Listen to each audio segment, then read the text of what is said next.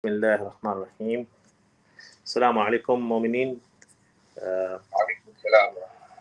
After an absence of 2 weeks because of burials and Fatimiyya program, we are back with our insights into the Quran program. I'm sorry, I'm looking a bit dark because the lighting here is bad. Still, uh, it's supposed to be snowing and it hasn't started snowing, but anyway.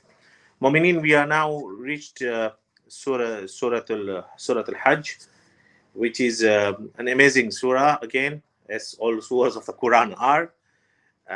But this surah has again caught my attention for various reasons, and I will start by reciting the first ayah so that we can have a feeling for the and give us the barakah of the surah.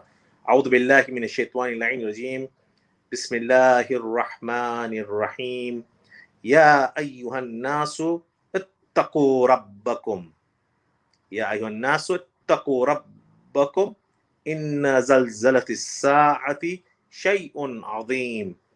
Straight away, the Quran here is addressing the people, Ya ayyuhan nas. And we have discussed in the past, whenever the Quran is, when Allah subhanahu wa ta'ala is revealing this ayah to the Prophet, Ya ayyuhan nas means he is calling to all you people.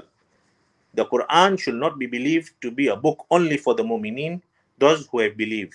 The book is there for the entire mankind, beings, all jinn, both of them, or all the creations are subjected to this book. So people have to listen to the revelations, whatever is being revealed. So, Ya ayyuhan nas, the address is to the people. So when they hear these verses during the prime of the Prophet, they will then perk up and listen and then come back to Allah subhanahu wa ta'ala and believe in the Prophet. Ya ayyuhan nas ittaqu rabbakum.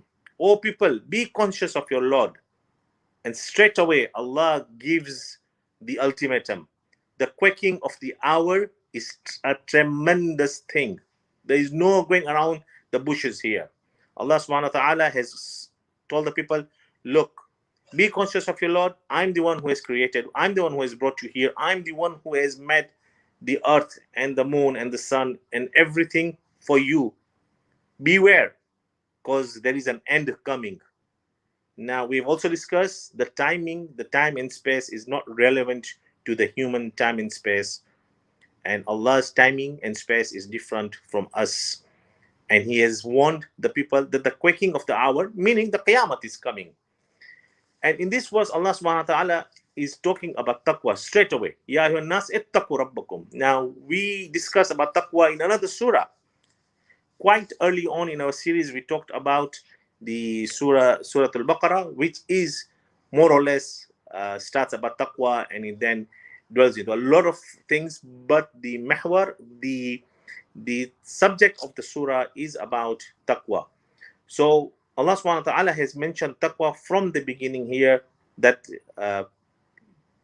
be God conscious. Taqwa meaning be aware of God. People might translate taqwa as fear of God. I've always maintained through my little uh, learnings that taqwa is to be loving God, to be, so you try to know God, you try to get to know the sifat of Allah, then you try to get to know His ism, His names, and that is the process of taqwa.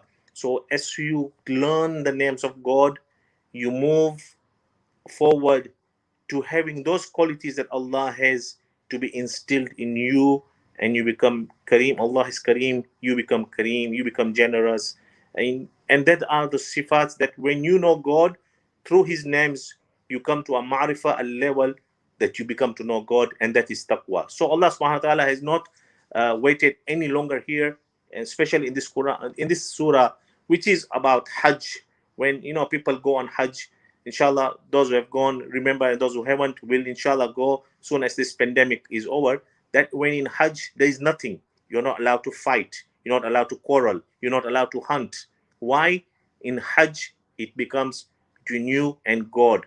So all your aibs, all your mistakes, all your errors in Hajj are then brought in front of you, and you realize your mistakes. And that is why when the hadith says, when you come back from Hajj, you come as a newborn baby, all your sins inshallah are forgiven, and you start life. And that is the whole reason for Hajj. And when we see into the ayats and why Allah has proclaimed Hajj in this surah, if we have time we can discuss, but I doubt we'll reach to that stage.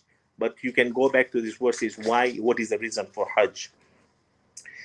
I've noted down some notes from 2 weeks ago. I hope I can recall them. This surah has a solution. I mean, for a lot of things, for the illness of the heart. As I said, the illnesses and the errors that we have heard in our hearts, this can be taken out from through this surah, inshallah. Uh, verse verse number three. Verse number three, I've noted down, is people who argue about things they do not know. There are people amongst various walks of life who will always argue, and even if you are right, they will like to contradict you, because lack of knowledge, maybe. Because when people are confronted with knowledge, and when somebody has got a lack of knowledge, they will try to confront you. And it happened in the time of the prophet. And the verse, it says, وَمِنَ النَّاسِ, again, from amongst the people, man yujadilu. Jadal. Jadal is an Arabic word for jidal, for debating with you. Fillah bighayri ilm. Among the people are those who argue about Allah without knowledge. And what happens? And follow every defiant devil. وَمِنَ النَّاسِ مَنْ يُجَادِلُ فِي اللَّهِ بِغَيْرِ عِلْمٍ وَيَتَّبِعْ. يَتَّبِعْ means follows the footsteps. كُلَّ شَيْطَانٍ مَرِيدٍ. And that is what happens when somebody does not have knowledge in the affairs of Allah and comes and argues with you. Oh no, well, but there is no God. How do you know when people die that what happens? At the moment, unfortunately, we are burying a lot of people because of the pandemic. And it becomes maybe something, if you do not get the ibrat from all these burials, then there's something wrong with the humankind, because we are burying people left, right, and center nowadays. May Allah give us all, protect us from this pandemic, and those who are ill, that Allah gives them shifa. But the reality is that people are dying, and especially here in this country, in the UK, a lot of people are dying, and a lot of burials are happening, and it's something that we see on a daily basis. But a person will come in and debate with you. But how do you know what happens when you talk to them about barzakh, or there is something, yom al-hisab, and they say, but who has come up from the dead and told you all these stories? So these are the people who will argue with you. Verse number 5, again, I've noted down, and I'll read my notes. It says, oh people, if you are in doubt about the resurrection, as I was pointing out earlier, we created you from dust. We created you from nothing. Mominin, I was just telling about burials, and I attended a couple of burials in the past week. And as I was walking through the qabristan, my shoes became muddy. And I'm looking at it, oh, my shoes are soiled and dirty. I need to wash them. But then I took a moment of reflection. I said, am I not created from the same dust, from the same sand that I quickly want to brush it off and wash it off my shoes? But I am nothing. Why am I such haughty? Why do I have, why am I mutakabbir? And so on and so forth. So these are the little realizations that come from you when you see dust on your shoes. Remember that you are nothing. Allah says, oh people, if you are in doubt about the resurrection, we created you from dust. Then from a small drop, the dirtiest of the drops in a human's body. This is a religious talk. I do not want to dirty by bringing the words, but the small drop is nothing but najasat. The najasat, that is nothing. It is, who know biology will know that it is something which is from a clot of a blood, which is the dirtiest thing, and from that you have been created. Why the haughtiness? Why the debate about Allah subhanahu wa ta'ala and all of that? Moving on, I've got a very beautiful verse here which has caught my eye again, and I would like to point out to you. وَمِنَ النَّاسِ مَنْ يُجَادِلُ فِي اللَّهِ بِغَيْرِ إِلْمٍ وَلَا هُدًى وَلَا كِتَابٍ مُنِيرٍ. We talked about that. Coming to verse number 11. Now, this is something It happens in life, and we have seen. And amongst the people are those who worship Allah. They will be like, Allah, oh, Allah is great. Why? Because everything is happening to them at that stage is a good thing. So they will be with Allah. But the moment a small calamity comes to them, and believe you, Mominin, we have all experienced that when things are going good, Allah is your best friend. When some small calamity comes, will be in your personal life, be it in your business, be it with your friends, or whatever reason, you try to uh, go away from God. And I've written in the notes which have been sent by WhatsApp earlier on a couple of times that this verse refers to the Jewish people who became Muslims, and then one of them had a misfortune.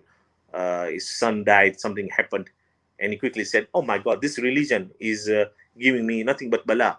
And this is what we have to. I mean, this is the reason we are sitting here talking about this ayah, that we have to take benefits. Doing reciting the Quran is a wonderful thing, but we have to take benefits from the verses. And amongst the people are those who worship Allah on an edge. Like on an edge means, in Arabic word it says ala harfin. Harfin means on a cliff. You are worshiping God. When good happens, you are with God. But when something bad happens, you forget God and you fall off the cliff. So Subhanahu wa Taala has described how the beliefs of people happen. So this is verse number 11, which has really caught my eye, and I really wanted to. Uh, Moving on deep into the surah is verse number 34, which is talking about the manasik of Hajj. Now, this is where a lot of rules come about Hajj, what we have to do. Don't forget that Hajj, people used to go to the Kaaba and visit and pilgrimage, do the tawaf in their own way, the Christians and all that. They had their own belief and they used to do that. However, Subhanahu wa Ta'ala with Islam brought some manasik. Manasik are rites of this Hajj. And وَلِكُلِّ أُمَّةٍ جَعَلْنَا, he says, وَلِكُلِّ أُمَّةٍ, for every nation, جَعَلْنَا mansakan. Mansakan means a right. We have appointed a right for every nation that they may commemorate Allah's name over the livestock, al-bahima. Because of time factor, I will quickly point out to what Allah subhanahu wa ta'ala is trying to say here. Look, you go to Hajj, you do your manasik, and at the end you slaughter a sacrifice, and then you distribute that. Now, this also Mominin reflects to, like in Karbala. When you go to Karbala, there is ada that I'm not sure we practice it, but a lot of Iraqis and other communities practice it. When they come, they do another on Imam Hussein, Salamullah alayh. They have another, or they want to do something good, and which is good. And there is a reason for this, a very small reason, that even if you go to Karbala, you slaughter, then people are coming there. They need to be fed. So when you slaughter, Allah subhanahu wa ta'ala wants people to be fed, and there's nothing wrong. And if you carry on into the ayah, that it says that even the person who is content or a beggar can, it's in the verse number 36, then when they have fallen on the sides, eat of them. Fall on the sides when the dhabiha becomes, and feed the contented. Contented means who is also well off, and the beggar. So there is no wrong in having that meat to eat. There's, as I said, this surah has got so many other things that we can discuss, and but as I said, we just like to give some insights and show that when we read this Quran, we can read the we can benefit from them.